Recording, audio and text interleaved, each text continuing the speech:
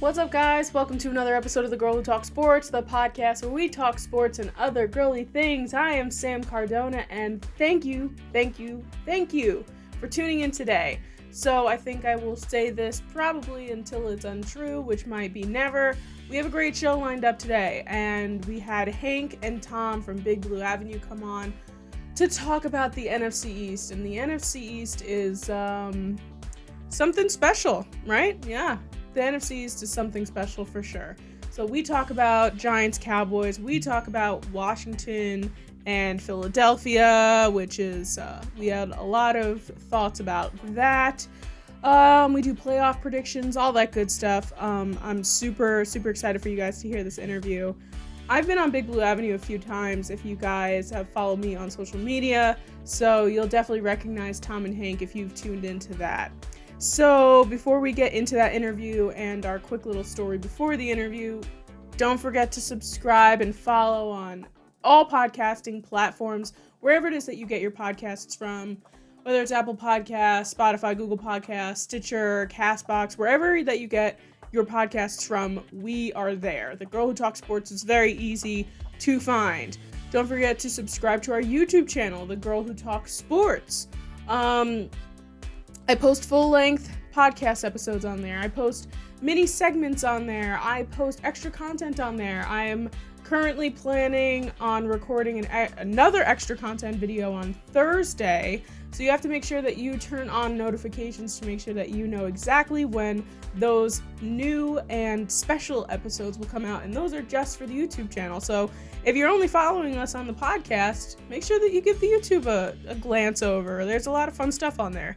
And finally, don't forget to follow us on social media, TGWTS Podcast. We are both on Twitter and we are on Instagram.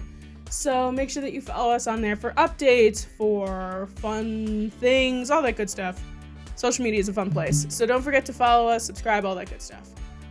Okay, so now that our plugs are out of the way, let's just talk about something really quick that me, Tom, and Hank did not have the chance to talk about because we recorded this interview on Monday. And as many people know, the Monday after the last Sunday of the regular season is considered Black Monday. Black Monday is when coaches that are stressed about their position most likely get fired. So we had 3 major head coach firings that happened this past Black Monday. A lot of times I've thought in the past Black Monday has been a little bit more intense, a little bit more like, oh my God, this is happening. But a lot of these we knew they were going to happen. There wasn't any like crazy things that came out of nowhere.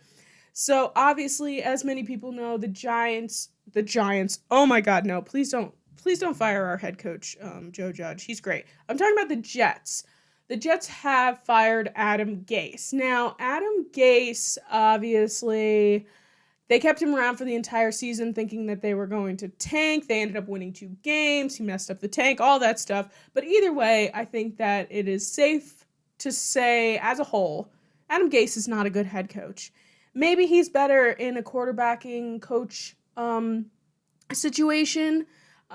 Maybe he's just not very good at coaching at all. Maybe he's got football knowledge, but he doesn't know how to send that across to players. I don't really know. But a lot of people do find it more comfortable to be in more of a like centralized role, like a defensive coordinator, an offensive coordinator. You just focus on one thing. As a head coach, you got to focus on everything. So I think that Adam Gase, that head coaching position really doesn't work well for him anywhere that he's going to go. So he'll probably have a job somewhere else, but I don't see him being a head coach anytime soon. The Jaguars, why can't I speak? Oh my God. Doug Marrone is the head coach for the Jaguars. He has been fired as well. Now, Doug Marrone, they were going to part ways with him last year, and they didn't. I think because of Minshew Mania, they might have thought like, oh, he can develop him on the offseason. And I really didn't see anything great from Gardner Minshew this year. And obviously, the Jaguars have the first pick in the draft, so odds are they're going to end up drafting Trevor Lawrence. And because if they don't, I think that they're just severely messing up. So the Jaguars no longer have Doug Marrone. There are talks that Urban Meyer, who used to be a college football head coach, is going to step in and take Doug's place. But there are also talks, I think, that the Chargers want him, which leads me to my next point. Finally, Anthony Lynn was fired for the Chargers. And this one, I think, is the most... I understand why it happened, but also I really, really like Anthony Lynn. I don't think he's a bad head coach. I don't think that he is, the best, but I really genuinely think that Anthony Lynn is not bad. He just was kind of tried to make it better. They did win the last, I think, 3 or 4 games of their season. Justin Herbert came in. Justin Herbert proved that he was a fantastic rookie under Anthony Lynn. I understand why the Chargers parted ways with him, but also I think it's just his consistency over the last 4 years hasn't been there, so they decided to get rid of him. And those are basically the 3 main firings from Black Monday. Otherwise, not really anything else going on. The Giants are keeping their general manager, David Gettleman, which we talk about with Tom and Hank. However, obviously, again, we did this interview prior to a lot of things being announced, so bear with us as I ask what they feel like may happen or what they want to happen. So I don't want to ramble on about this anymore. So I hope that you guys enjoy this interview with Tom and Hank from Big Blue Avenue, and here it is. All right, everybody. Today we are joined by Tom Scavetta and Hank Indictor of the Big Blue Avenue Facebook Live from Review and Preview. Guys, thank you so much for joining today. Not a problem, Sam. Thank you so much for having us. Really appreciate it. Yeah. Thank you, Sam. I'm really excited for this. We got a crazy series of events to discuss, and I'm looking forward to it. Yes, and we have a lot to go over. The NFC East is the NFC East, to just kind of put it plainly. But so we're going to go over the Giants game. But before we do that, why don't you guys plug where your show is, when it comes on, and all that good stuff? Yeah, so you can find our show, Big Blue Avenue, on the Review and Preview Sports Network, as Sam just told you folks.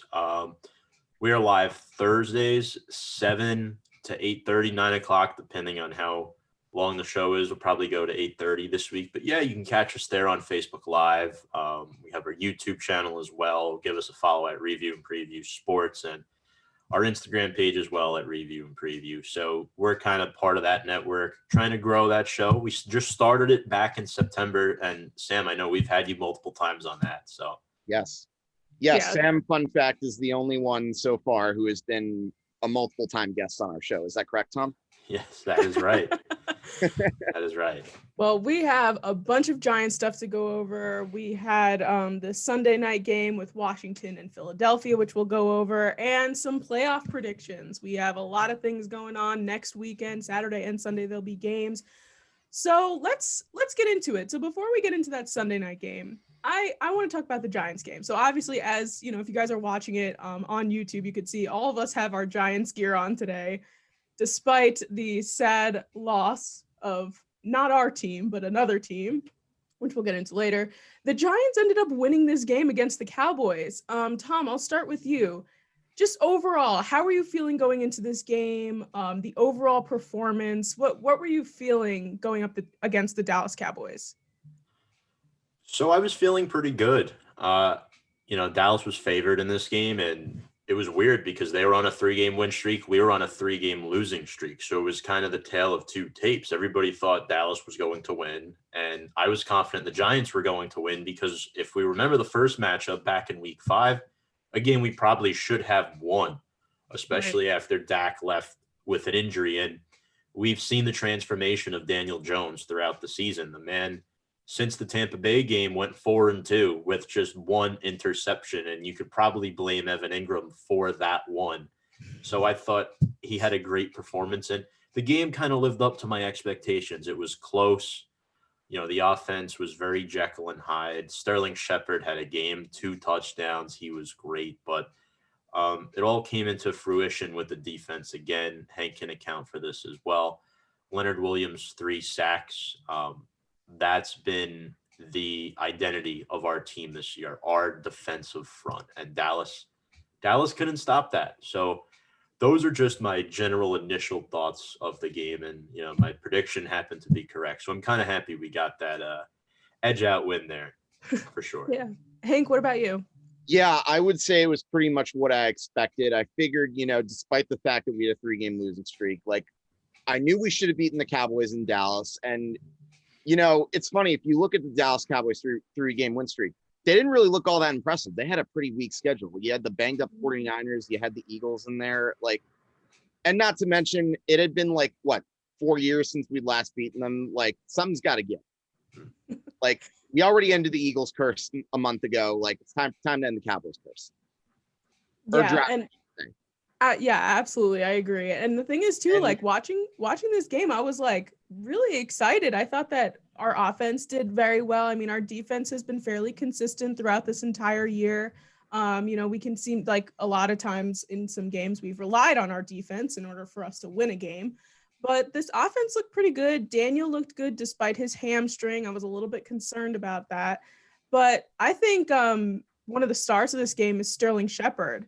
So, Hank, on that first drive, they came in, they had this great first drive. Then they had that beautiful touchdown with Sterling Shepard in that pitch. What do you think Sterling Shepard is bringing to this team? What do you think his future is here, and how are you feeling in terms of our wide receivers? Sterling Shepard, it's interesting. I wouldn't say he's definitely a number one, but he's a clutch receiver for sure. He's one that he makes a lot of the big plays, and that touchdown I think really set the tone for the course of the game. And it's interesting. It's interesting that you say the offense looked good in the first half. Another thing I wanted to add to my earlier point. This was a typical Giants game. They start off fast, they get another big lead, and then we kind of bend but don't break. That's story of my life watching the Giants for 15 something years. Yeah, I know. It's you always have that really strong opening, even when Eli was the quarterback, and then all of a sudden the second half rolls around and you're like, yeah, you guys both got Eli jerseys on. That's awesome. Of course. It was his birthday yesterday, so 40th birthday. Why not? Big old 4-0. Tom, what are you thinking about Sterling Shepard and that wide receivers? So Sterling Shepard's the longest tenured Giant. He's been here for 5 years, and we just extended him last year. So once we traded away Odell, Dave Gettleman decided to lock up Sterling Shepard, which was the right move because I think he's your typical Giants wide receiver. He'll probably never make a Pro Bowl throughout his career, but he's going to put up consistent numbers and be a Giant for a long time. Kind of reminds you of Amani Toomer in a sense, although I like to compare Slayton more to Amani Toomer. I'm personally a big Sterling Shepard fan. He's probably one of 3 players on the current roster I own a jersey of. I thought he was great. This was his best game of the season. 2 touchdowns, 8 catches, 112 yards. They had a little nice reverse play to him to start off the game, which was great. And he's a big supporter of the offensive line. He is probably a receiver that is the full package. He'll make big catches for you to move the chains, keep the team ahead of the sticks, but he's a really good blocker. Something that guys like Odell and even Cruz, they weren't the best blockers. Sterling Shepard, in my opinion, is the full package. And I'm not saying he's a number 1 receiver, but he's a guy you can throw into the slot, kind of be in that 2 to 3 wide receiver mix. But I mean, last 6 to 8 games of the season, he was our only guy. If you think about it, Slayton's cooled off, so he's really stepped up nicely, and I'm happy he's on our team. Yeah, no, me too. And the thing is too, as I've realized throughout the season is I want Daniel Jones to throw more. I think that, he's got an arm and he's pretty accurate in his throws, and Sterling Shepard always seems to be in the right place at the right time. So while, maybe he's not this all-star wide receiver that's just face of the franchise kind of thing, he's super reliable. He's always there. And someone who you brought up the Pro Bowl before, someone who's not so reliable is Mr. Evan Ingram. And obviously, we've seen some things in this game. that wasn't great for Evan Ingram. So, Pro Bowler Evan Ingram had a ball jump off the tips of his hands, and it basically ended as an interception, and it was the only interception for Daniel for the entire game. Tom, what were you feeling about this whole play that was going on? And in terms of Evan Ingram, where do you stand? So before I get there, I just want to backtrack. Daniel Jones has 10 picks this season. I'm sorry, Daniel Jones had 9 picks this season. The Giants quarterbacks as a whole had 10. 6 of those picks were to Evan Ingram. Now to Ingram. So we picked up his 5th-year option. He's more than likely returning for another season. Did not deserve a Pro Bowl. I will give him credit. This is his first season where he has played all 16 games. This is the first time in a while he's been fully healthy. He's overcome the injury bug. Mm-hmm. Now it's time to start turning into results. Knowing how Gettleman is, how the Giants organization is, they're going to give him another year. Sam and Hank, I mean, you guys know this. We've spoken about this before on, each of our podcasts now. Ingram has wide receiver skill set. He makes plays that some wide receivers can't make, but he also makes plays that make you wonder, why is this guy on our team? Why did we spend a 1st-round pick on this guy? Because he is the reason why. I mean, you eliminate Evan Ingram from the offense, you can pretty much cut our turnovers in half. And we're talking about Jason Garrett being a much better offensive coordinator than what he's making out to be right now. So, in regards to Evan Ingram, I'm going to say one thing. I really wish the Giants threw the ball to Caden Smith a lot more than they did this year. Because if you guys remember last year, Caden Smith scored the game-winning touchdown in the Washington game in overtime. He can get you 5 for 75 a game.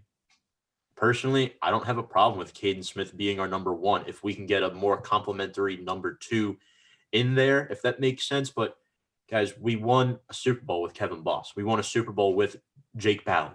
We don't need Evan Ingram. Look what happened when we let Shockey go. The team got better instantly.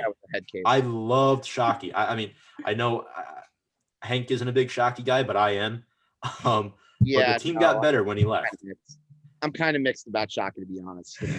Tom said right. He wasn't a great skilled tight end. We didn't necessarily have. Well, actually, no, that's not entirely true. This man, but I digress. Yeah. True. But Ingram will be back next year. Mm-hmm. I don't want him here long term, though. That's where I stand. Yeah, I completely agree with that. There's a reason I sometimes call him Stone Fingers or an Ingram enigma. Yeah. That guy he likes to do things the hard way, I feel like. He'll make one of those insane catches, which makes it all the more maddening when you see him drop a ball. And then there's also the blocking too. I think him not blocking is another big problem. You need that in a tight end. Yeah, for sure. And we've seen him. I mean, I think that a lot of people, when this interception happened, they were like, oh my God, he just cost us the game, which is a fair thought to have, because in that Eagles game, we saw him have that crucial drop that we could have won that game, that Thursday night game, which we should have won because we played so much better than the Eagles in that game, and Evan Ingram messed that up for us. But I agree with both of you.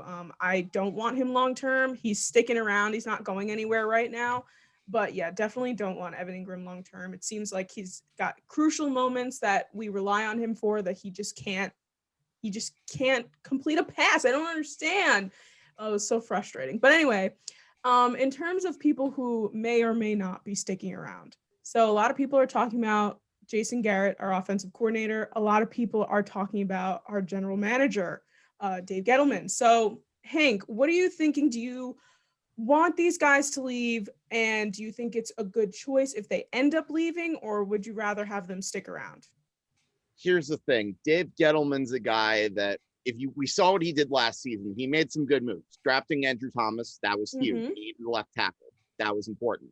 And then signing Blake Martinez, and as Tom, I'm going to give you credit for this nickname, obviously, Bradbury Bunker. So those were some big signings, and they helped the Giants get better for sure. But I also look at some of the other mistakes he made in the past, and I just don't know if I can overlook them. Like the Leonard Williams trade. I know it's looking a lot better now, but at the time, you can see why a lot of people complained about it.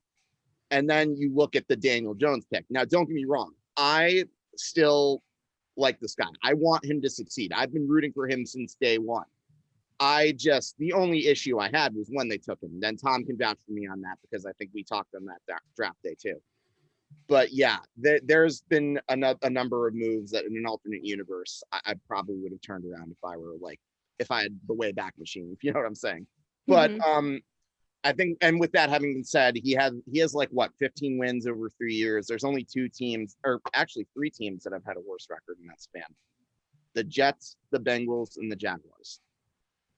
Not great. Yeah, as much as you want to praise him for some of his success, I can't overlook a lot of his mistakes. I'm not a big fan. I would understand if they let him back, but let's just say you're not going to see me shed any tears if he goes. Yeah, Tom, what about you? So here's my thing with Gettleman, right? Mm-hmm. And don't get me wrong, Gettleman, in my opinion, is a pedestrian GM at best. He's an average GM. He's not awful, but he's nothing special, right? He's been here for 3 years, and the Giants are, they're very conservative as far as how they operate their business, especially since John Mara took over for his father. The Giants don't like firing head coaches. They don't like firing general managers. We saw how long it took them to finally dump Jerry Reese. Gettleman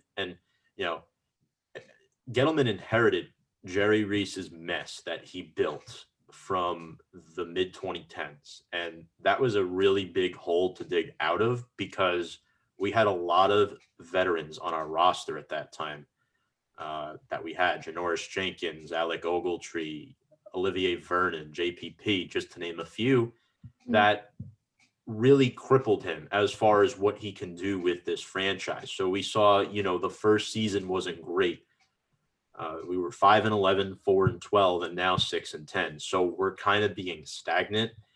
And I know you spoke with Chris Guzzo, the entertainer, who Hank and I happen to see eye to eye with on majority of things Giants related. Gettleman deserves one more year, in my opinion, because this team really needed to rebuild, and Reese did not rebuild properly. Gettleman kind of had to do this for him. And if we don't win at least 8 to 9 games next year, then Gettleman should be gone. However, there's rumors that he's going to stick around regardless.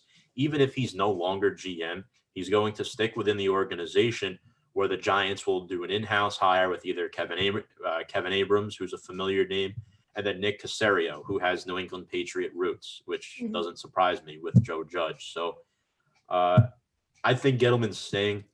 I don't necessarily think he's going to leave. As far as Jason Garrett is concerned, I don't think he should be our offensive coordinator next year. I don't think he's an awful offensive coordinator, but remember, this offense was really part of the reason why we couldn't win games this year, and he wasn't an OC for the past 10 years. He was the head coach, and now that demotion from being head coach to offensive coordinator is a huge step backwards.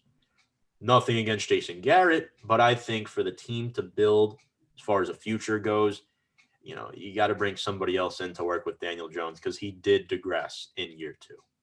Yeah. And the thing is too, a lot of people will say Daniel Jones has done fairly well this season, which he has, but in terms of the offense as a whole, I don't see the strongest potential out of it, even in our run game, which I think, despite losing Saquon, was pretty good, having Gallman in the backfield. And, he was a pretty solid replacement for the fact that Saquon got hurt. But things just weren't clicking. There was a few things where you were like, this could have happened, and it didn't. And it was just really awkward at some points too.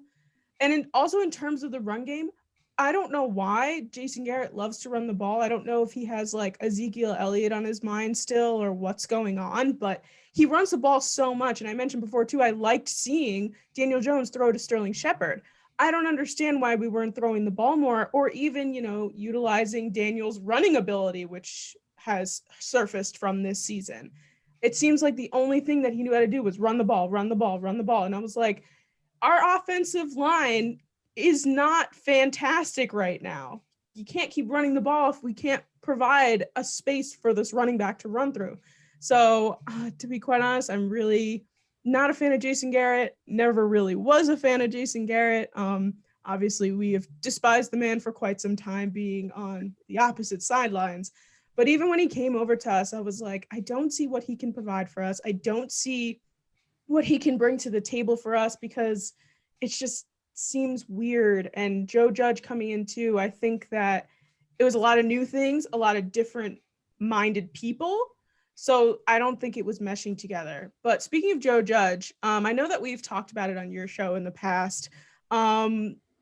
Tom, I'll start with you. What do you guys think of Joe Judge's season this year? Do you think that he, did he do a pretty good job? Are you seeing him in the future? And like, now that the season is completely over with our final record, what did you think his performance was like this year? I thought he was, oh, sorry. I was just going to say, I thought he was great because Joe Judge did a fantastic job, not just working with the team, but working with the entire staff, right? And he is pretty much the best thing we've seen since Coughlin and Parcells. He re-energized this organization, trying to get them back to their winning roots. And it was rare. It was a very rare occasion that we were blown out this year. This team fought. He followed through with what he said in his introductory press conference when he was hired. And the Giants were pretty good in their division this year. 4 out of their 6 wins were divisional wins, and 3 out of our 6 wins were against teams that are in the playoffs. I mean, we beat Washington twice, guys. Yeah. And we beat Seattle on the road. Nobody wins against Seattle on the road. The card that he was dealt with a very young roster, I think we knew where the season was headed. We were still in a rebuilding mode. I think I predicted we would go 7-9 this year, which wasn't too far off. But as far as Joe Judge goes, he's going to be here for a while. This is the first head coach that I can tell you he's going to be here for a while. He changed a lot of the procedures that were in place as far as, not taking red-eye flights after road games back home, staying for a day, just relax, talk about the game, and kind of like that. And players have bought into his system. He's honing in on the full team. He works with the full team. He was a special teams coordinator / wide receivers coach in New England. And he works with every player on the roster. And it seemed like every time he was hands-on, whether it was with the offensive line, with Daniel, with wide receivers this year, that unit improved their play drastically. I think a lot of people gained respect for him following the firing of O-line coach Mark Colombo, because the O-line started to play better, the last few weeks. And then they thought it was because of Colombo. It wasn't. It was because of Judge. He told Andrew Thomas, get back to your techniques and what you did in college at Georgia. And he did. And now we're sitting here. We're not so, we're not so much critiquing Andrew Thomas as we were the first 8 weeks. But my last comment here on Joe Judge is that I think he's going to have a much better 2021. I know it's too early to make predictions, but this team made it to game 256, still in the hunt for a playoff spot. That has not happened in the last 4 years. So I really think it speaks volumes to the type of, not just coach, but the type of person that he is. He studies, eats, sleeps, breathes football. I mean, you guys know that. I mean, you've seen all the games this year. It's really great to see and very promising. Well, not to mention, Tom and I are both also avid fans of the Joe Judge report. That is the one thing I'm always looking forward to the day or two after every game. This guy is an animal. He's meticulous with detail. And I personally think that might be one of my favorite traits about Joe Judge. The fact that he's like an attention fiend, and the fact that he like is accountable, like he's going to like punish players accordingly. Like, remember what happened with Golden Tate and when he had to skip the Washington game, like that probably could have been a loss, like, because, he was one of our better receivers, but the fact that they won without him against Washington, which, as we mentioned, was a playoff team, I think that speaks volumes about what Joe Judge does. And not to mention, as Tom said, there were the other little things like the red eye flight and the fact that you won 6 games with a roster that really, on the surface, that's not a talented roster. Like, and the fact he made it to 256, 6-10 was kind of what I was hoping for in a best case scenario, by the way. So I would say that he has done a great job. I might not always agree with his decisions, like letting Daniel Jones keep playing the Cardinal game, but I agree with Tom. We both have said on our show multiple times, he's going to be here for a while. Probably, I can at least see him here around 4 or 5 years. So I'm very happy with the progress he's made. And don't get me wrong, they still have work to do. They still have ways to go, but he's got them in a step in the right direction. And that was really all I was asking for before the season. That's how low my expectations were. Yeah, I think that this season definitely was, a season of, I hate the word rebuilding, but a rebuilding season. Yeah. And I think that it's more on the up than it is the down. Yeah. I think that next year we could compete in this division. I think that Washington is going to struggle now finding, I don't think Alex Smith is really going to stick around all that much. I think that this was kind of a season to prove, hey, like this is everything that happened to me, but I can still do what, play a game of football, make it to the playoffs. Like it's a great story, and it's a great story with Ron Rivera as well, but they definitely have to work on their offense. They had their problems with Dwayne Haskins, who obviously is no longer on the team. The Eagles, which we will get to next, they are just a dumpster fire right now. I'm very excited to talk about them actually because of how much is going on there. And the Cowboys, yeah, maybe Dak comes back. Maybe they compete a little bit, but Mike McCarthy didn't show me all that much this year. I'm not really scared of Dallas that much. I mean, I was a little scared of them on yesterday, but I am not so scared of them now. But anyway, so the NFC East as a whole is what I kind of want to talk about now, and the fact that Washington played the Eagles on Sunday Night Football. Obviously, Washington had to lose in order for the Giants to make the playoffs, and that didn't happen.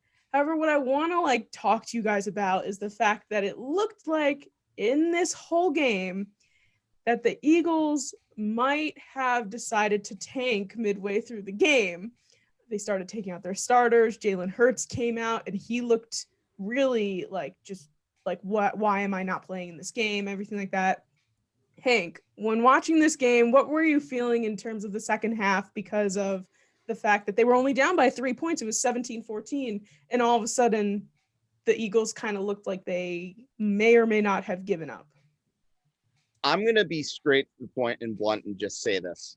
This game was an absolute chore to watch. Al Michaels and Chris Collinsworth. Oh my gosh. Tom and I were texting about that during the game too. And the fact that Doug went for it on fourth down, I kind of knew he was going to go for it first of all, because I've seen him do that all the time with the Eagles, but they like to do that. That was one of the worst executed fourth down plays I've ever seen. And you're down by 3. It's obvious you take the points in that situation, but nope. And then you put in Nate Sudfeld 1 or 2 drives afterwards. I just want to know why.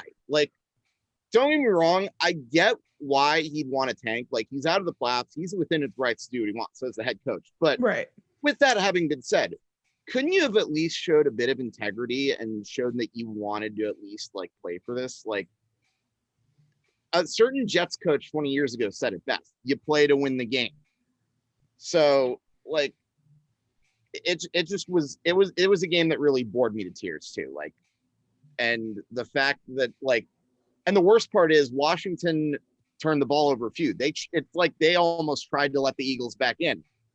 So even with all that intentional throwing the game, they still couldn't do it. It just shows you how bad Philly is. And also on that note, I want to add one of my mantras is if for some reason you have to lose or let somebody else win, don't make it too obvious.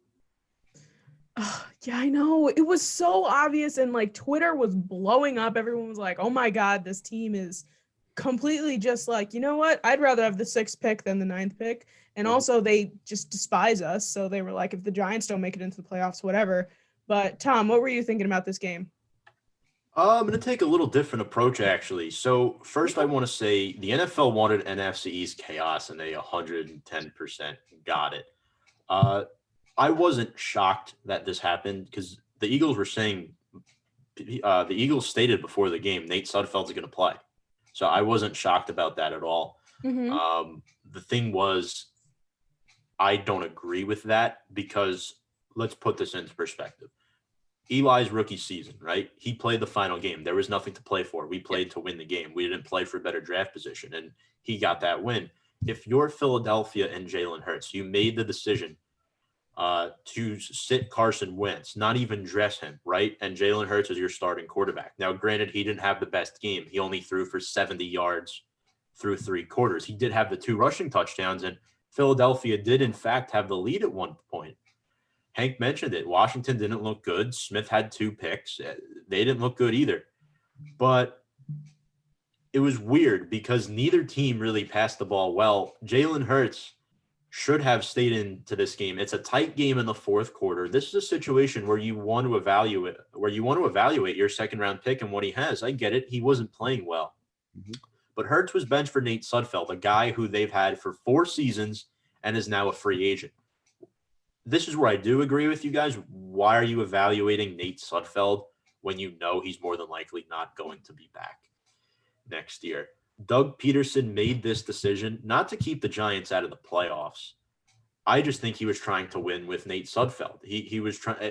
The thing is, how are you going to talk to Jason Kelsey and Brandon Graham after the game and tell them, yeah, we're playing to lose? I think the uproar on Twitter was a little bit of an overreaction, in my opinion, because, these Giant fans, the players I get, like Blake Martinez, Golden Tate, Darius Lee, I understand that. But a lot of the fans, I'm not surprised at all.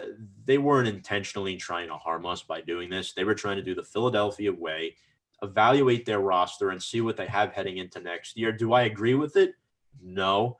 But I do respect it in a sense from the player's perspective, wanting to play. But from Doug Peterson's perspective, I do think there's a little unfair criticism towards him.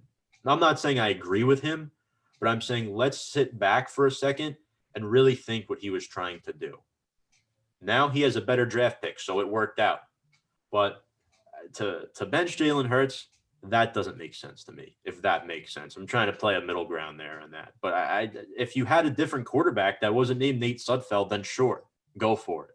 But it didn't make sense, but I hate to say I saw it coming, but I kind of did. There was another quarterback you may have had on the sideline, but you've already burned bridges with that guy and you're going to trade him. And now you made that bet with Jalen Hurts and you're pretty much stuck with it. Oops. Sorry, not sorry, right? You know it. So another part of the Eagles organization right now is the fact that Carson Wentz has requested a trade out of Philadelphia because Jalen Hurts is starting, I guess. So what I wanted to ask you guys, and Hank, I'll start with you. Do you think that anybody, first of all, is anybody going to even want Carson Wentz because of his contract? And do you think this is the best move in terms of Philadelphia's quarterback situation and everything like that? Here's the thing. There are at least a few teams that I could see that could really use Carson Wentz. Indianapolis and Pittsburgh. Indy, you look at their offensive line compared to Philly's, night and day, much better. Phillip Rivers is getting up there in years. He's not going to be staying there for very long. You kind of need someone like Carson Wentz, and I think he would definitely make them better. And then Pittsburgh, look at that team. Big Ben's not getting any younger. Might as well bring him in to see what he can do. Why not? And as far as will it help Philly? Unfortunately for them, they kind of have to. They started Jalen Hurts. They did this to themselves. Let's be real. You had your franchise quarterback at number 2. You failed to build a really good team around him. You never really gave him offensive line help. And to make matters worse, you had the chance to take DK Metcalf. Oh, no, let's take J.J. Arcega-Whiteside. He's better. Justin Jefferson, he's going to set rookie records for the Minnesota Vikings. No, thanks. Yeah. Take Jalen Rager. And not to mention Howie Roseman put them so much money over the cap. That team's screwed. What can I tell you? Yeah. Yeah. And to trade him, and now that you have no choice to trade him, who he's going to be better than Jalen Hurts too, in my honest opinion. They've really self-destructed. And you know what? As a Giants fan, I'm relishing in every moment of it. Right. Absolutely. Tom, what about you? What do you think? So I think the Sunday night game for the relationship between Carson Wentz and Doug Peterson was sort of the icing on the cake because Jalen Hurts did not look good in that game. As I mentioned, 7-20 is nothing to get excited about. Wentz played 12 games this year for Philadelphia, 16 touchdowns, 15 picks, and only a 57% completion percentage with a 3-8-1 record. So those are the analytics right there. Now, Wentz signed a 4-year, $128 million contract that runs through the end of 2024. So he won't be an unrestricted free agent until 2025. Now, if he does decide to stay in Philadelphia, he has a potential opt-out in 2022. So what he could do is stay with them for one more year, see how things go, and then if he doesn't like his situation even more at the end of next year, obviously, if no team is willing to trade for him, then he could opt out. So it'll be interesting because he's scheduled to make $15.5 million next year, $22 million the following year. So if I'm Philadelphia, I'm thinking we're screwed. And as Giant fans, I love it because if anything, Philadelphia proved to me that they're going to be the worst team in this division for the next 2 to 3 years. It's not looking good for them. Financially, they're crippled. Although one team Hank mentioned that I think could use Carson Wentz as well is New England, the New England Patriots. I think they may be looking for a quarterback. It's rumored Cam Newton won't return. So that's a potential third destination. The Belichick-Wentz duo could be something that, I didn't mention them, but I can definitely see that. Yeah. That wouldn't surprise me. They're my other team. But yeah, Carson Wentz, I mean, I think he should be the guy in Philly. I think drafting Jalen Hurts was not the smartest move by the Philadelphia front office. And it's tough because Doug Peterson has been dealt a tough hand. I mean, he's not the best head coach, but Howie Roseman doesn't help their case either. You know, him and Jeffrey Lurie, they got to figure something out quick because, I mean, Jalen Reagor and Jalen Hurts are starting to look to be two. I'm not going to come out and say busts, but Reagor was hurt most of the year and Hurts was a backup most of the year. Mm-hmm. If that's what you're going to spend your first and second round draft picks on, there's something wrong. Yeah, and the thing is too with like Jalen Hurts, I mean, you can argue he beat New Orleans despite, you know, Drew Brees not being in that game. It was Taysom Hill that was starting, but you know, a lot of people would argue like that's still a really great team. But like the thing is, he played like 4 games. Defenses can't watch film on him because there's nothing to watch. It doesn't stop the fact that the Eagles have a terrible and aging offensive line. They're struggling with their receivers, like you guys were saying, and the fact that they like just did an awful, awful job drafting. So maybe Jalen Hurts could be good, but also now that the teams have just a little bit of stuff to work off of to watch film on him, they're going to figure it out. And then it doesn't help any of the other things that is wrong with that team. There was nothing really wrong with Carson Wentz. Was he like the best quarterback? No. Was he hurt several times? Yes.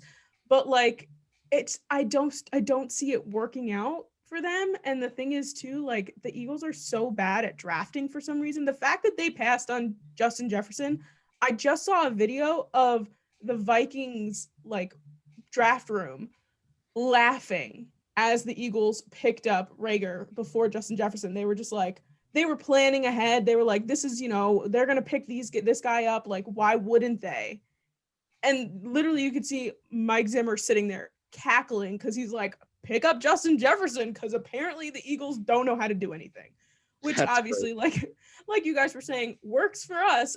We have kind of been a laughing stock of this division for quite some time. And now that we're on the up and up a little bit, and I even think in the beginning of this year, I think all 3 of us said that we thought Philly was going to win this division because they were doing so well early on.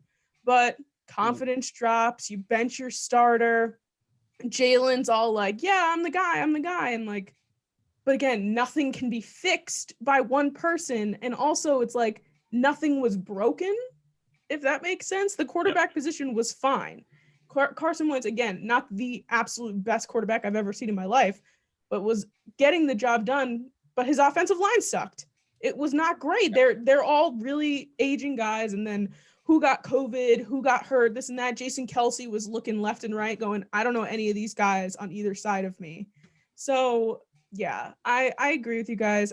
This whole situation in Philly is great for us, but not so great for them. And it makes me happy that they're kind of in shambles. And to be quite honest, I also thought Doug Peterson was going to get fired, and that didn't happen. I think that Super Bowl is the only reason he still has the job. I think so too. Somehow he and a backup quarterback have a statue outside that stadium, just a friendly reminder.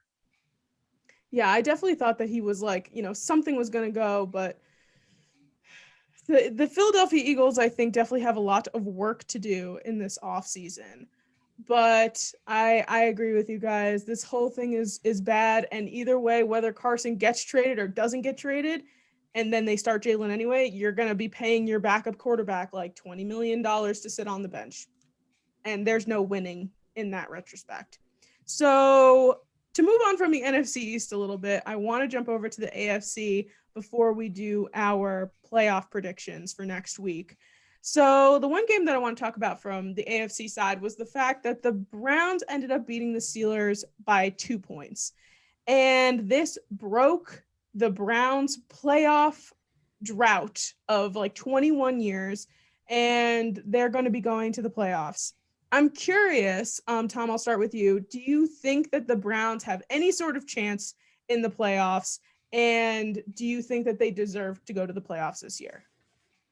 So do they have any sort of chance in the playoffs? Of course they have a chance, but I don't think they're going to do much. I think they're going to be a one and done team, not to jump too far ahead, but don't get me wrong. Kevin Stefanski, rookie head coach, coming in doing an illustrious job, 11-win season, first playoff appearance since 2002, earning the 6th seed in the AFC, and they're actually going to have a rematch against the Pittsburgh Steelers from yesterday, from Sunday in the wild card round. So this is my opinion.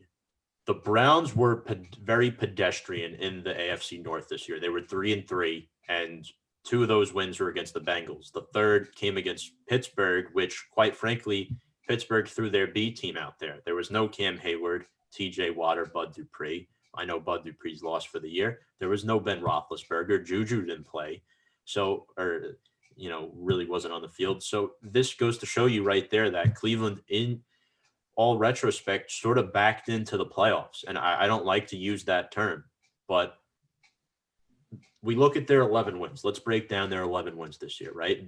4 of them came against the NFC East. They were 4-0 against the NFC East, 2 wins against the Bengals. That's over half of their wins right there. Right. One of them against a backup quarterback.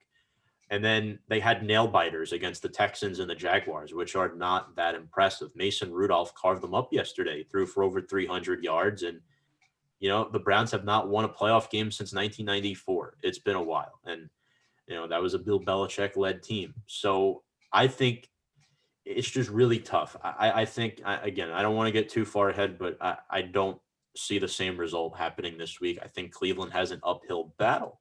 And if they get Pittsburgh, they're more than likely going to draw either Buffalo or Kansas City. And with that being said, that doesn't look too good for them either. So do they have a shot? Of course they have a shot. Any team has a shot. But the news broke today, Olivier Vernon is done for the season. So that's another thing you have to consider.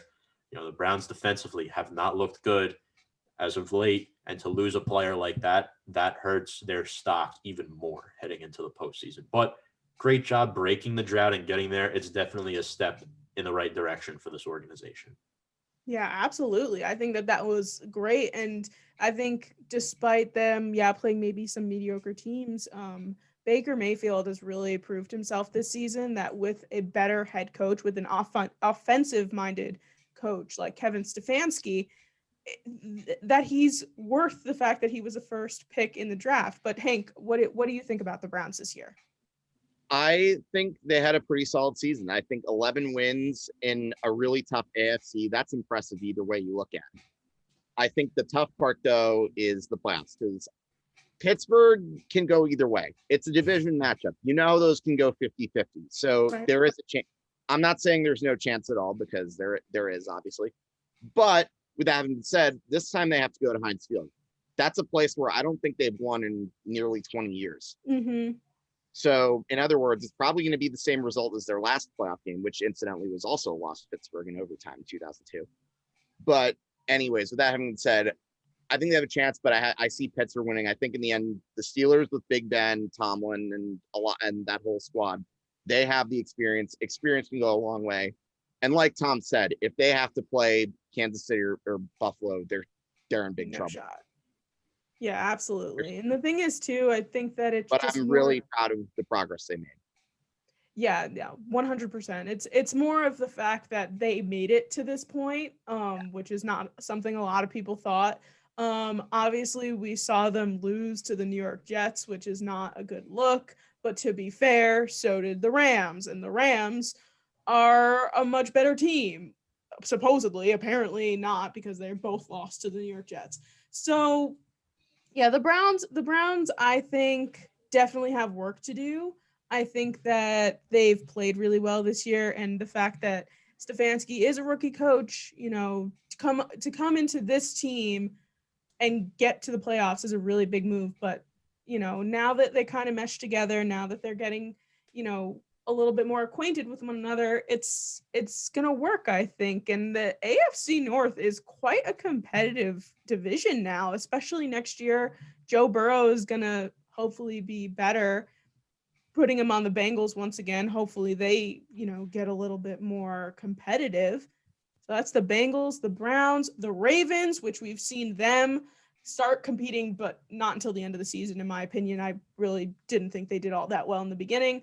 And then the Steelers. But before we move on to our playoff predictions, I just want to ask you guys, what are your overall thoughts on the Steelers from this season? Because obviously, up until they played the Washington football team, they ended up, they were almost undefeated. So, Hank, what do you think of the Steelers as a whole, and are they legit, or do you think that it was just a fluke that they ended up winning so many games? I don't know that I'd necessarily call that a fluke, because let me be like, if you're going to win 11, 12 games, I don't know if that's necessarily a fluke. You play the teams on your schedule, you win. That's what you're supposed to do. Having said that, though, as much as I do think Pittsburgh is a threat in the FC, and they are a threat because, they have a lot of guys who've had experience. They have a defense that, for the most part, is pretty decent. Mm-hmm. The thing is, I also think they kind of peaked too early. Losing Bud Dupree and Bush, that hurts. Those were big losses. And I feel like by the time they played Washington and when they blew that lead, we may have seen them play their best football. So I think they could I think they should definitely be able to win a playoff game or two. But then when you get to Kansas City and Buffalo, that's where it gets tough, particularly Buffalo, because we saw how Buffalo handled them in their second loss. Yeah, 100%. Tom, what about you? The Steelers are an interesting team because, I have a friend who's a Steelers fan, and Hank and I have the same friend. And, we kind of talk about this a lot, where the Steelers definitely took advantage of their schedule early on in the year, and the Steelers don't blow anybody out. It's very rarely they do that. They play a lot of close games, but I think what gives them the edge, Sam, is that they're a well-coached team. They're an experienced coach team. We look at Mike Tomlin, Mm-hmm. who is a NFL Coach of the Year candidate. I think he's done a phenomenal job with what he's been given this year on this roster. I mean, look what he did with Mason Rudolph last year and Duck Hodges. They still had a reasonable record after starting 0-4. In fact, they almost made the postseason. I think the problem is the execution with the players. Deontay Johnson is notorious for dropping passes. Mm-hmm. Tomlin has been able to maximize the potential of rookie wide receiver Chase Claypool, who's been an excellent addition for them. Benny Snell in the backfield has done good at times when Connor's been out. They've been banged up on the offensive line in the trenches. And Roethlisberger, like you both mentioned, he's getting up there in age. He's 38, almost 39. So that's going to speak volumes to how far they can go. Defensively, I like Minkah Fitzpatrick. I like TJ Watt. But is that enough? I don't think Pittsburgh has enough weapons and playmakers to get very far in the postseason because of what we've seen from teams like Buffalo and Kansas City. And we can't count out teams like Baltimore and Tennessee either. So I think right now Pittsburgh is very middle of the pack, and I don't think they're a true 3 seed. I think they're more of a 4 seed. It's going to be interesting. I think Cleveland is a favorable matchup for them, but once you get past that, the Steelers are in trouble. But I think they are what their record says they are. They're 12-4. They were 11-5, 12-4 team all year. I mean, a lot of people had that written all over them, and that's how they finished. So, kudos to them, but let's see what they do in the playoffs now. Yeah, and speaking of playoffs, I want to do our quick, rapid, almost just like tell me who you think's going to win Saturday games, Sunday games, and then we'll wrap it up. But so let's start with the Saturday games, and we'll go Hank, and then we'll go Tom, and then I'll give my prediction as well. So let's start with the Colts at Bills. Hank, who do you got? I have the Bills winning this one, and I don't think it's going to be very close. Buffalo is low-key the hottest team in the AFC. I really don't see too many scenarios to where the Colts are winning. Give me the Bills. Tom? Ditto. I'm going to go the Bills. I just want to say, though, Jonathan Taylor, great performance on Sunday, and then their defense is really good, too, led by Darius Leonard. I would not be shocked if there's an upset here. I don't think they're going to run all over them. I think it's going to be a very, very close game. I think Josh Allen's going to have a really good game, and you have to take Indianapolis out of their element, which is running the football and keeping the game lower scoring. The Bills need to do that to win comfortably. That's the question. I think the Bills secure this game, though. Absolutely. I think we are 3 for 3 here. I'm also going with the Bills. I am riding the Bills bandwagon right now, like hardcore. Not just the fact that they are technically a New York team. I like to see New York succeed. Definitely going with the Bills here. Josh Allen has proved us all just like that. He is so capable. And I think this is a totally different Bills team than last year's playoffs. We saw them struggle a little bit. Josh Allen was a little bit shaky. It was his first time. It was all new. This time, I think they're more experienced. They have Stephon Diggs, and I'm seeing them in the AFC Championship with Kansas City. Okay, next game is Rams-Seahawks. Hank. This is a tough one. I think this one I'm going to say is much closer. I think the Rams, we know that historically they're pretty good against the Seahawks, like even dating back to the bad years when they were in St. Louis. But with that having been said, I still think Russell pulls one out. It's going to be a close one. I'm going to say 23-20 in overtime. Give me the Hawks. Nice. Tom? It was reported today that it will be a challenge for Jared Goff to play against Seattle. Mm-hmm. They will be playing in Seattle. It's easy. I'll be honest with you. It depends. If Cooper Kupp plays, I think John Wolford could win this game against Seattle. I'm not impressed with Seattle's defense at all. I'm a lot more impressed with the Rams defense. I think if Goff plays, the Rams definitely win. I'm going with the Rams here by a slim edge. I am not impressed with Seattle. I think Russell Wilson and DK Metcalf, Chris Carson, those are the guys on that team. And you look at Seattle's defense, it's just not good. If you can control the clock with Cam Akers, Malcolm Brown, Darrell Henderson, if all three of those guys play, Seattle's going to have trouble getting Russell Wilson on the field. And remember, there's really no home field advantage without the fans. So give me the Rams in an upset by 3. All right. Okay. It's fun. I like when you guys are going to be competing against each other, so I could be the tiebreaker. So I am going to go with the Seahawks only because I have completely lost all respect for the Rams after they lost to the Jets. Also because of the fact that Jared Goff may not play. He just had thumb surgery. Not great. I think that I agree with the fact that they are going to be very close. I mean, we've seen these teams go at head to head with one another and have it be very, very close. But Russell Wilson has, with DK, and DK is such a monster that I'm just I find it so hard to bet against them. I know that, the Giants did beat the Seahawks while in Seattle. But like you said, Tom, there's no home field advantage here. There's no 12th man in Seattle anymore. But regardless, I am going to go with the Seahawks on this one, but it is definitely going to be close. And then finally, the last Saturday game will be Bucks at Washington. Hank, who you got? Give me the Bucks. I'm gonna straight up say it. Gets the point. Yeah. I think the Bucks are gonna win by a few touchdowns. I mean, let me put it this way: how on earth can I pick against the GOAT? Like, again, against a team that won 7 games, and as we mentioned before when talking about that snooze fest on Sunday night, how can I have any confidence looking at Washington? They did not look great. Absolutely. I like the Bucks' chances, but somehow I wouldn't be shocked if they overlooked Washington and it became close. But no, Bucks. Tom Brady, can't bet against them. Tom? The last 2 7-win teams to reach the playoffs have each won a playoff game. We saw the earthquake game in 2010 with Marshawn Lynch, and 2014, a Ron Rivera coach team that the Panthers were able to win a game. However, the Bucs are playing their best football of the season right now. Leonard Fournette and Antonio Brown have been 2 good additions to them. They're too talented. Tom Brady's not going out in round 1 again.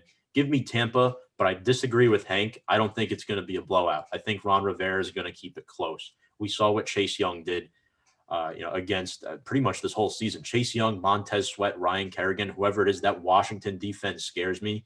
This game is definitely on upset alert, but I have Tampa Bay winning.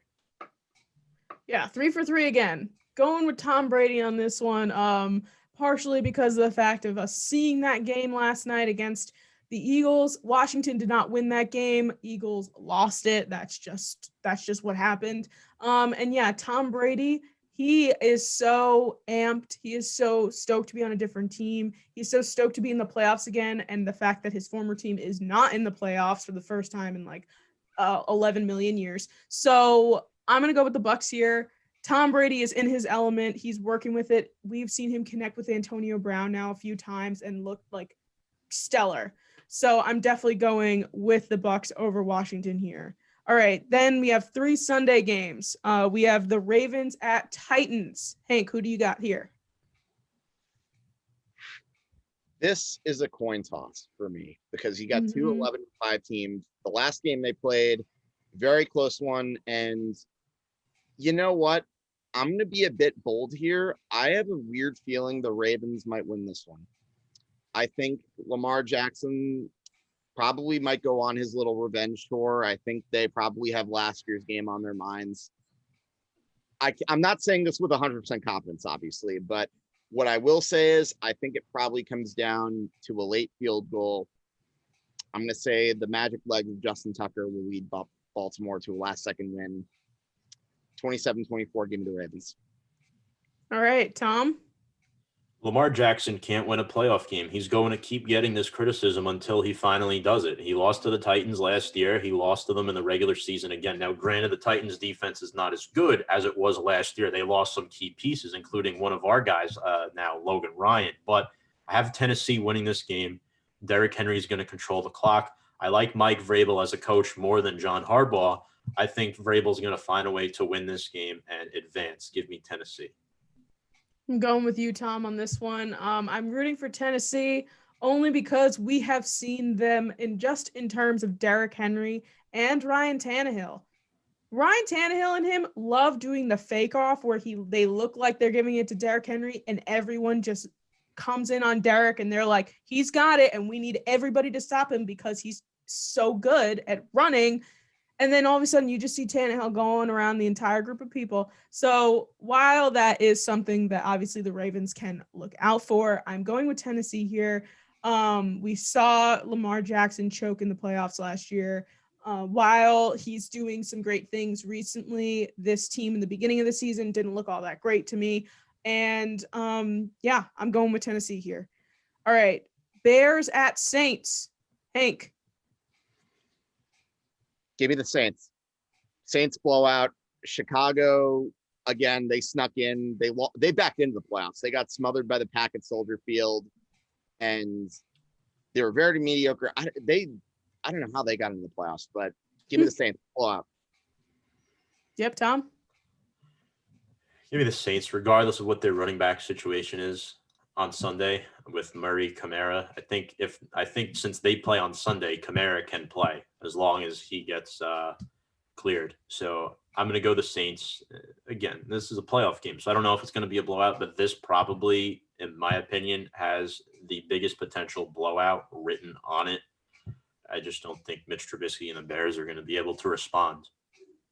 Yeah, no, I think it would have been a different story if the Bears ended up beating Aaron Rodgers on Sunday, but that didn't happen. And like you said, Hank, they kind of were smothered into the playoffs here.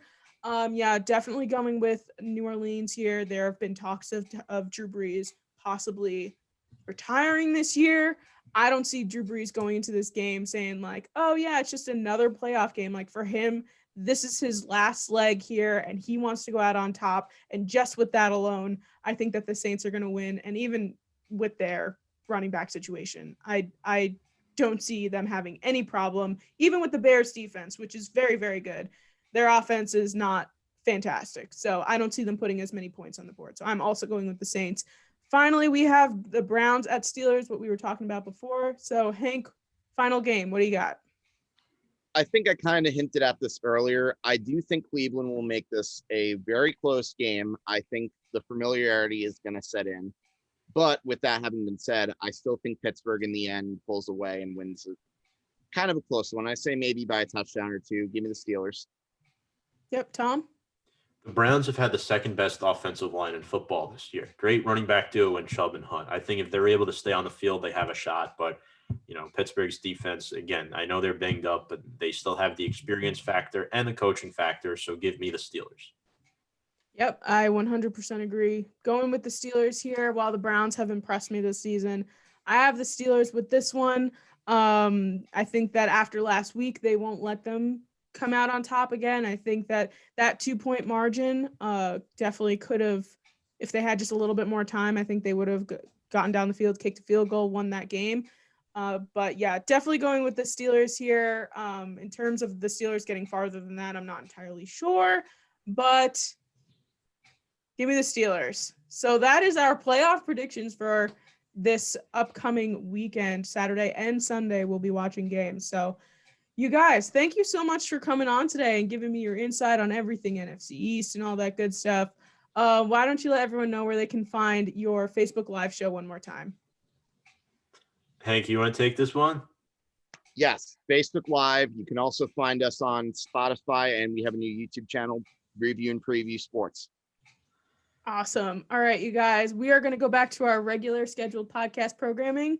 Tom and Hank, thank you guys so much for coming on. Thanks so much, Sam. Appreciate it. This was great. Appreciate it. That was awesome. All right, everybody. I hope that you enjoyed that interview with Tom and Hank. I really like those guys. We're planning on doing some off-season stuff, maybe some pre-draft stuff. So make sure that you guys look out for that. And make sure that you check out Big Blue Avenue when they do their Facebook Live. So we are going to do our T segment, and we're going to do our Tweet of the Week segment, then end off with our feel-good story as per usual. Now, our tea time for this week. Oh my God. So we're going to get into our first segment on the show, and my favorite segment on the show, Tea Time. I did a little different today. I don't know why I did that. So our tea time for this week, I actually heard it on a Barstool podcast. As many of you guys know, I'm like obsessed with the Dime Package with Fran and Casey. So I was listening to this the other day, and I heard them talking about this. So I was like, oh my God, what a fantastic tea time. I have to talk about this on my show. So if you guys were unaware, which I'm sure many of you were because of the whole dancing on logos thing that was with the Steelers and Juju Smith-Schuster, and that we've also spoken about, the Steelers are on TikTok, most notably Juju and rookie Chase Claypool. Now, Chase Claypool is like, him and Juju are like, seem to be really good friends. They seem to be doing a lot of this stuff together. But obviously they put out their own content, and yeah, I saw this TikTok, and it was something interesting. Basically what happened was there's this beef now, if you want to call it beef. Nothing really has come too much out of it, but I have a feeling that something might end up coming out of it. So James Charles is a YouTuber. He does makeup. I'm sure many people know about him from just like in general even if you don't like makeup or don't watch YouTube, which would be weird because I think a lot of people watch YouTube at this point, you've at least heard the name James Charles. He's been around, there's been some controversies, all that stuff. He posted this TikTok of him, like, doing this, like, weird strip tease thing on TikTok, whatever. Do you, fam, like, whatever. It's your platform. You can do whatever you want, post whatever you want. Chase Claypool duetted the TikTok, which basically means that, you know, he cut in, like, sometimes duets, if you are unaware with how TikTok works, sometimes duets are side by side, sometimes you cut into the other person's video and start your video. So this is what that one was the second one. So it starts off with this James Charles video, and then Chase Claypool cuts in with him, just his own face, and he was just like, nope, not today. That's basically all he said, shaking his head. Just, you know, again, you can post whatever you want, because then other people can post whatever they want. It's just the way the internet works. So apparently then, James Charles commented on that TikTok that Chase Claypool posted and said, I want to get the exact wording right. I have a screenshot of it in my phone. He said, that's fine. Other players in your league are already in my DMs waiting. Which is so spicy. My goodness. Oh my god. So I don't think Chase Claypool has responded to this comment. I don't think that he has said anything on his own page about it. Not even that he's seen it. But everybody else has seen it. Everybody else is like, oh my god. And the thing is too, I think that there's like different worlds. Like there's like the NFL world, and then there's like the content creator world. A lot of times, yeah, like NFL players will create content, but they are not the same as content creators, if that makes any sense. But it seems like Chase Claypool is like mixing these two worlds together, because like I would have never in a million years have had James Charles and Chase Claypool in the same storyline, which is just very interesting, let alone commenting on each other's posts, or rather just James Charles commenting on Chase's post. This whole thing, though, is just, like, blowing my mind, and also the fact that I have a feeling, like, more things are gonna come out of it is just so chef's kiss spicy. The tea is hot, for sure. So, I really just wanted to mention this because it's, like, again, Chase Claypool, rookie, really great rookie, everybody likes him, but also the fact that, you know, you have this guy who's got millions and millions of followers and subscribers and everything, James Charles, connecting with that, and it's just like so crazy. I'm like trying to wrap my mind around it, really. But anyway, I won't speak your ear off about this. I just think that this storyline kind of encompasses my podcast as a whole. The things that I always try to talk about are like more of the more pop culture stories and like the funny things going on and the weird things going on. So really, really excited about the fact that this might take off. And if it does, make sure that you come back and listen to me talk about it some more, because if Chase Claypool and James Charles have beef, we will 100% be keeping an eye on that. All right, let's do our tweet of the week. And our tweet of the week this week goes out to my new bandwagon team, the Buffalo Bills. So the Buffalo Bills are a great team. First and foremost, I'm rooting for the Bills in the playoffs. I would love to see the Bills in the Super Bowl. I would love to see Josh Allen win MVP. I don't care. You guys could say I'm a bandwagon fan, whatever. But that's just like how I'm feeling about it. I want to root for New York teams. The Giants aren't in. The Jets aren't in. I'm going to root for Buffalo. I also really as you guys heard last week on my episode, I just spoke about how much I love Josh Allen and Stephon Diggs. So the Bills are great. So our tweet of the week goes out to the official Buffalo Bills Twitter. So basically someone tweeted on June 12th, 2020, so more than 6 months ago, just about 6 months ago, they said, if the Bills win 13 games, I'll tattoo Bills Mafia on both of my ass cheeks. Which, if you think about it, is just so funny. Bills Mafia just like side by side on someone's butt, like tattooed, is so funny. The tweet of the week goes to the Buffalo Bills, because they then quoted that tweet and said, "So, ... Oh my goodness gracious. I want to also keep up with this because I actually want to see if this guy ends up getting a tattoo on his butt of Bills Mafia. Because if he does, that's one, that's loyalty and commitment. Two, it's just like, yeah, like commitment to the brand. It's so great. And also the fact that the Bills could have won more than 13 games, to be quite honest with you. I think they could have almost gone undefeated. I think I did a thing on this on my Instagram story, a quick Bills rant that I did. They lost to the Titans on a Tuesday at like 5 p.m. or whatever that game came on. That was a fluke in their schedule. It could have thrown them off. I definitely think they could have beaten the Titans. Two, they were beaten by the Chiefs. Now, the Chiefs obviously are the Chiefs, and they're the defending champions of football. But also, we've seen the Chiefs come very, very close in scores on all of their games. I think it could have, even if they didn't win that game, I definitely think that they could have made it very, very close. And, who knows? It could have been a very interesting game and could have been really fun to see. And finally, I believe the other team that they lost to was the Cardinals in the Hail Murray pass. So that they would have won that game if DeAndre Hopkins wasn't insanely good. And the Bills defense did everything that they could. They had 3 people on DeAndre Hopkins, and yet Kyler Murray threw that Hail Murray pass, and DeAndre Hopkins caught it. And that's just the moral of the story there, is just DeAndre Hopkins is one of the best wide receivers in the league.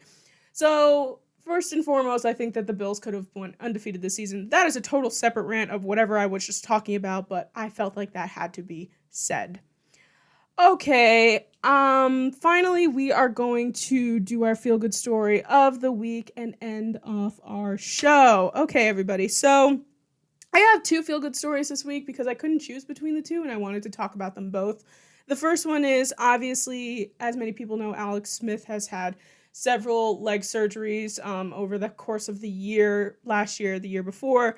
So he had this leg brace in his leg, obviously, with the pins and everything in it, and his wife had that leg brace like altered and created into the Lombardi trophy, like shaped like the Lombardi trophy, which is so, it's just so pure and so sweet, and it makes me really happy that that was a thing. And she posted a picture of it. It was really cute. So it just kind of reminds you, like, hey, Alex Smith, first, he was basically told that he was going to either die, he was going to have his leg amputated, he had 17 surgeries, he had all this stuff going on for him, and he still came back to the NFL and has now made the playoffs. So Alex Smith is comeback player of the year. Like, I don't know why anyone else would be.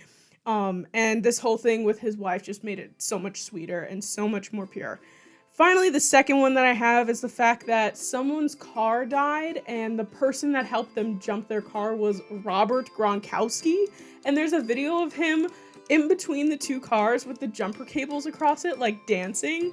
And he was saying like, yay, I did it. And it was just so nice, and like a good Samaritan move by Rob Gronkowski to just help somebody jump their car. All very pure things. I just like ending the show off with these happy stories that make everyone feel just a little bit better, especially in this time right now with all this craziness. All right, everybody, so that is going to do it for our show this week. Please make sure to subscribe and follow on all podcasting platforms: Apple Podcasts, Spotify, Google Podcasts, wherever it is that you get your podcasts from, as well as YouTube, The Girl Who Talks Sports. Make sure that you subscribe and turn on notifications so that you make sure that you don't miss when a new video is posted, especially since new extra content videos will be coming out this week. And finally, don't forget to follow us on social media, TGWTS Podcast, both Twitter and Instagram. All right, everybody, I hope that you have a fun, fantastic, sports-filled day, and I will see you guys all next week for the first week of the NFL playoffs. Bye!